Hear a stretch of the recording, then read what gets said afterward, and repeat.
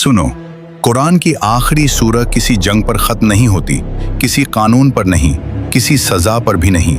कुरान इंसान के दिमाग पर खत्म होता है, क्योंकि असली जंग बाहर नहीं होती, अंदर होती है।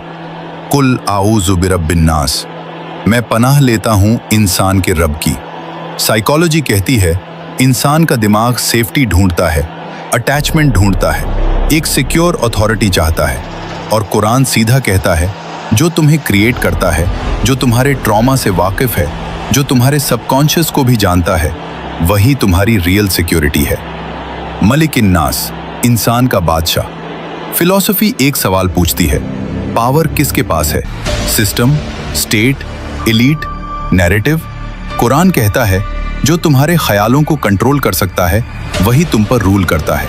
और अगर तुम्हारा दिमाग फियर के कंट्रोल में है तो तुम आजाद नहीं हो। सूरह अन-नास तुम्हें पावर की असली सोर्स याद दिलाती है। इलाहिन नास, इंसान का माबूद।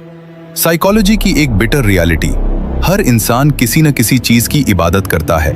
कोई सक्सेस की, कोई लोगों की अप्रूवल की, कोई फियर की, कोई ईगो की। कुरान कहता है जिसकी तुम इबादत करते हो वही तुम्हारी पर्सनैलिटी शेप करता है। इसलिए सूरह अन-नास कहती है सिर्फ उसकी इबादत करो जो तुम्हें अंदर से फ्री करता है।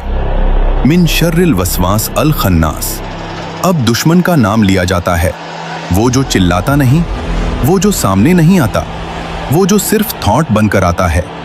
साइकोलॉजी इसे कहती है intrusive thoughts, self sabotage, negative inner voice.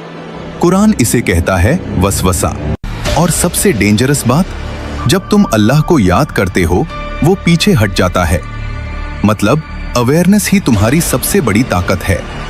अल्लदी युवस्विसु फी सुदूरिन नास। अटैक कहाँ होता है? दिल और दिमाग के बीच, वहीं जहां डिसीजंस बनते हैं, वहीं जहां यकीन और डाउट लड़ते हैं, वहीं जहां इंसान खुद से हार जाता है। कुरान कह रहा है तुम्हारी जिंदगी का सबसे बड़ा बैटलफील्ड तुम्हारा इनर वर्ल्ड है। मिनल जिन्नते वन्नास। और फिर एक शौक, सिर्फ शैतान नहीं, कुछ इंसान भी वसवसा बन जाते हैं। मैनिपुलेशन, गैस लाइटिंग, फियर का बिजनेस, फेथ को वीक करना। फिलॉसफी कहती है सबसे डेंजरस दुश्मन वो होता है जो तुम्हें लगे ये मेरी अपनी सोच।